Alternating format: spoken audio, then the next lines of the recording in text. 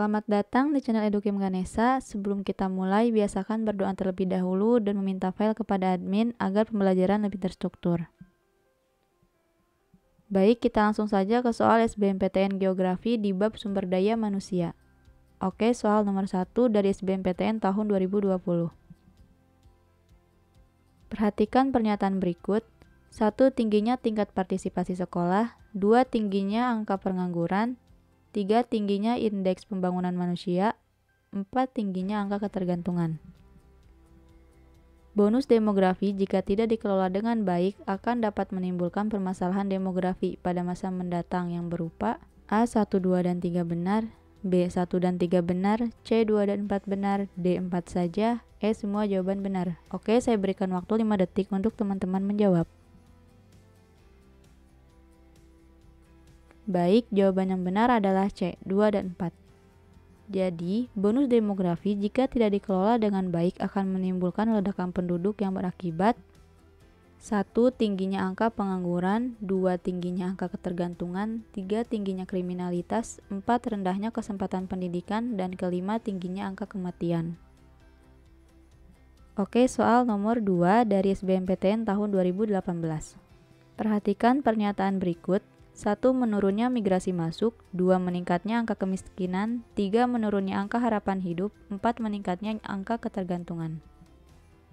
Dampak yang timbul sebagai akibat tingginya angka kelahiran pada suatu wilayah adalah A. 1, 2, dan 3 benar, B. 1 dan 3 benar, C. 2 dan 4 benar, D. 4 saja, E. Semua jawaban benar. Oke, 5 detik lagi untuk teman-teman menjawab. Baik, jawaban yang benar adalah C, 2 dan 4 benar. Jadi, dampak yang timbul sebagai akibat tingginya angka kelahiran pada suatu wilayah itu adalah 1. Lahan tempat tinggal dan bercocok tanam berkurang. 2. Semakin banyaknya polusi dan limbah yang berasal dari rumah tangga, pabrik, perusahaan, industri, peternakan, dan lain-lain. 3. Angka pengangguran meningkat. 4. Angka kesehatan masyarakat menurun dan angka kemiskinan meningkat. Oke, ke soal nomor 3 dari SBMPTN tahun 2018. Beberapa wilayah pedesaan di daerah istimewa Yogyakarta mengalami gejala depopulasi yang ditandai dengan ciri-ciri A. Peningkatan mortalitas bayi, B. Penurunan migrasi keluar, C. Peningkatan migrasi masuk, D. Penurunan jumlah tenaga kerja, E. Peningkatan transmigrasi. Oke, 5 detik lagi untuk teman-teman menjawab. Oke, jawaban yang benar adalah D. Penurunan jumlah tenaga kerja. Jadi, depopulasi itu berarti pengurangan populasi penduduk. Adanya pengurangan jumlah penduduk dapat terlihat dari gejala berikut. Yang pertama, menurunnya mortalitas bayi. Yang kedua, meningkatnya migrasi keluar wilayah dan menurunnya migrasi masuk, serta menurunnya jumlah tenaga kerja. Jadi, di daerah istimewa Yogyakarta itu mengalami gejala depopulasi dengan ciri-ciri penurunan jumlah tenaga kerja. Oke, ke soal nomor 4 dari SBMPTN tahun 2018. Ketidakmerataan persebaran penduduk antar wilayah di Indonesia dapat dilakukan dengan menerapkan konsep relokasi relatif. Sebab, hasil kajian kependudukan tidak dapat menunjukkan secara pasti jumlah dan konsentrasi penduduk di Indonesia. Hubungan pernyataan dan alasan di atas adalah A. Pernyataan benar, alasan benar, keduanya menunjukkan hubungan sebab akibat. B. Pernyataan benar, alasan benar, namun keduanya tidak menunjukkan hubungan sebab akibat. C. Pernyataan benar dan alasan salah. D. Pernyataan salah dan alasan benar. E. Pernyataan dan alasan keduanya salah. Oke, 5 detik lagi untuk teman-teman menjawab. Baik, jawaban yang benar adalah E. Pernyataan dan alasan keduanya salah. Jadi, ketidakmerataan persebaran penduduk antar wilayah di Indonesia dapat diterapkan dengan konsep pola dan aglomerasi, karena persebaran tersebut dapat dilihat dari jumlah dan konsentrasi penduduk yang dipengaruhi oleh relief, aksesibilitas, dan fasilitas umum. Oke, soal nomor 5 dari SBMPTN tahun 2017. Daerah kumuh atau slum area di kota-kota besar negara berkembang pada umumnya dicirikan oleh tingginya kepadatan penduduk. A. Alami, B. Ekonomi, C. Agraris, D. Fisiologis, E. Aritmatika. Oke, 5 detik lagi untuk teman-teman menjawab. Baik, jawaban yang benar adalah E, aritmatika. Jadi, kepadatan penduduk aritmatika menunjukkan rata-rata dari jumlah penduduk yang tinggal pada suatu wilayah yang luas, wilayahnya 1 km persegi. Menumpuknya penduduk di kota-kota besar dapat menyebabkan munculnya daerah kumuh. Oke, soal nomor 6 dari SBMPTN tahun 2016. Perhatikan pernyataan berikut. 1. Komposisi resek ratio tetap. 2. Jumlah kelahiran bertambah. 3. Angka kematian bayi bertambah. 4. Balita dan anak-anak bertambah. Berdasarkan sensus penduduk tahun 2010, jumlah anak perempuan lebih banyak dibandingkan laki-laki, sehingga akan berdampak pada kondisi kependudukan 25 tahun mendatang, yaitu A. 1, 2, dan 3 benar, B. 1 dan 3 benar, C. 2 dan 4 benar, D. 4 saja, E. Semua jawaban benar. Oke, 5 detik lagi untuk teman-teman menjawab. Baik, jawaban yang benar adalah C. Jadi, dengan bertambah banyaknya jumlah penduduk perempuan, maka jumlah kelahiran bayi juga akan meningkat. Hal ini terjadi karena perempuan merupakan salah satu faktor pendorong terjadinya kelahiran, terlebih pada perempuan di usia produktif. Oke, soal nomor 7 dari SBMPTN tahun 2015. Masalah yang muncul dari persebaran penduduk Indonesia yang terkonsentrasi di Pulau Jawa adalah A. Beban tanggungan, tekanan, dan persaingan penduduk terhadap lahan tinggi. B. Struktur penduduk muda, kepadatan penduduk, dan kemiskinan tinggi. C. Pengangguran, kemiskinan, dan kepadatan penduduk sangat tinggi. D. Kepemilikan lahan sempit, kepadatan tinggi, dan struktur penduduk muda. E. Mutasi lahan, ketahanan pangan rendah, dan persaingan penggunaan lahan. Oke, 5 detik lagi untuk teman-teman menjawab. Baik, jawaban yang benar adalah C. Jadi, permasalahan penduduk di Pulau Jawa sangat kompleks, khususnya angka pengangguran yang berdampak pada kemiskinan. Hal itu terjadi karena Pulau Jawa memiliki kepadatan penduduk yang sangat tinggi, sehingga terjadi persaingan yang ketat dalam pekerjaan. Oke, soal nomor 8 dari SBMPTN tahun 2014. Faktor geografis yang mempengaruhi persebaran penduduk di Indonesia adalah A. Sumber daya, letak, aksesibilitas. B. Kelahiran, kematian, dan migrasi. C. Iklim, relief, dan kesuburan tanah. D. Pendidikan, kesempatan kerja, dan pendapatan. E. Kondisi sosial, budaya, dan politik. Oke, 5 detik lagi untuk teman-teman menjawab. Baik, jawaban yang benar adalah C. Iklim, relief, dan kesuburan. Jadi, faktor yang mempengaruhi persebaran kepadatan penduduk itu terdiri dari 3. Yang pertama, faktor fisiografis, terdiri dari iklim, relief, ketersediaan air, dan kesuburan tanah. Yang kedua, faktor biologi, dari tingkat kematian, tingkat kelahiran, dan angka perkawinan. Dan yang ketiga, faktor budaya dan teknologi. Oke, soal nomor 9 dari SBMPTN tahun 2014.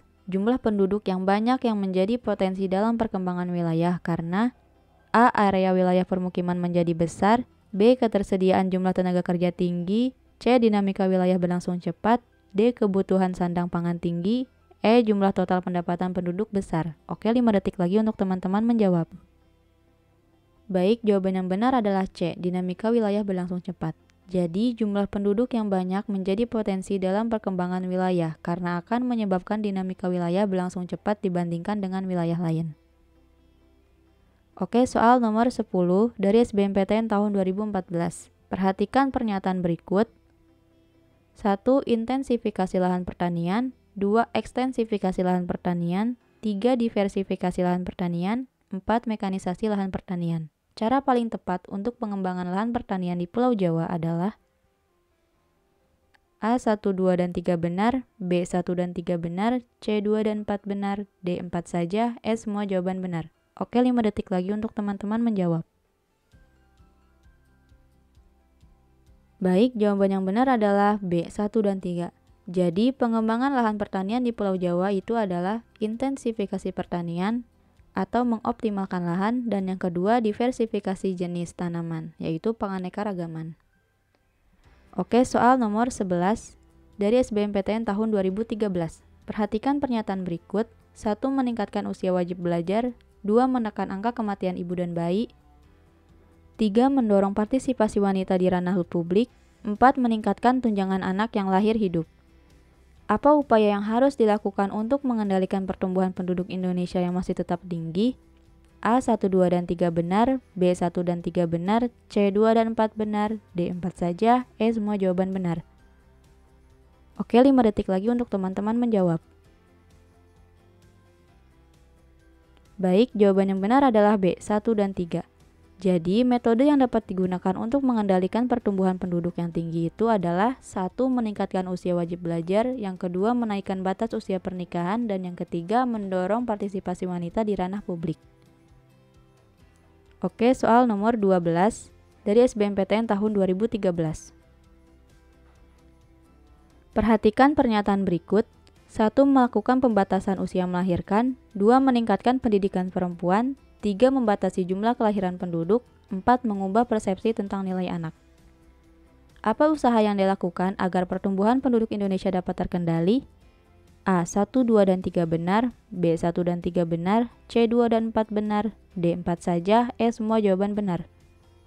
Oke, 5 detik lagi untuk teman-teman menjawab. Baik, jawaban yang benar adalah E.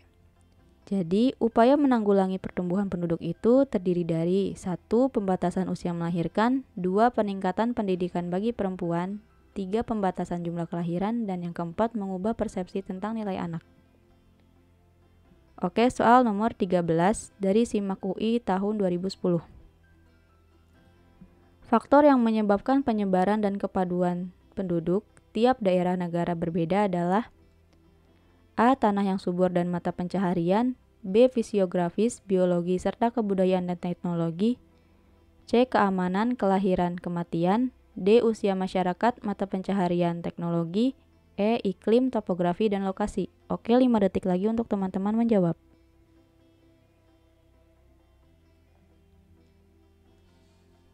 Baik, jawaban yang benar adalah B. Fisiografis, biologi, serta kebudayaan dan teknologi. Jadi, faktor yang berpengaruh dalam persebaran dan kepadatan penduduk itu ada 3. Yang pertama, faktor fisiografis, yaitu pemilahan tempat tinggal berdasar keadaan tanah subur, air, aman, dan relief baik. Yang kedua, faktor biologi berdasar pertumbuhan penduduk, seperti kelahiran, kematian, dan angka perkawinan. Dan yang ketiga, faktor kebudayaan dan teknologi mempengaruhi pola pikir untuk maju. Oke, nomor 14 dari SNMPTN tahun 2008. Teori pusat pertumbuhan yang dikemukakan oleh Perroux menekankan pada segi A. Geografinya, B. Ekonomi, C. Sosial, D. Pertahanan, E. Penduduk. Oke, 5 detik lagi untuk teman-teman menjawab.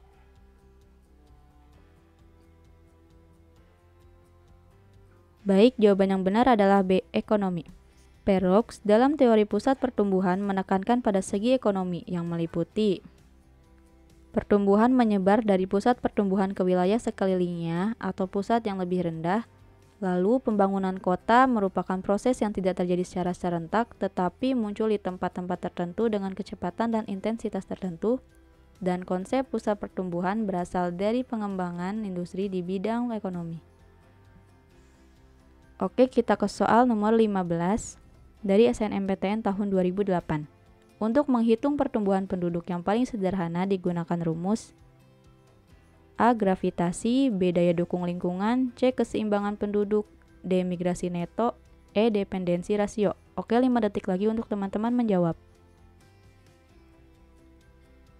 Baik, jawaban yang benar adalah D. Migrasi neto.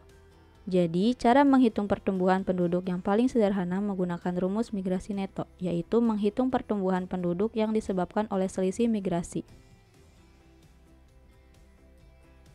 Oke, sekian pembahasan soal SBMPTN Geografi di bab sumber daya manusia. Jangan lupa subscribe, komen, dan like. Jika video ini bermanfaat, teman-teman share sebanyak-banyaknya ya. Sampai jumpa di video selanjutnya.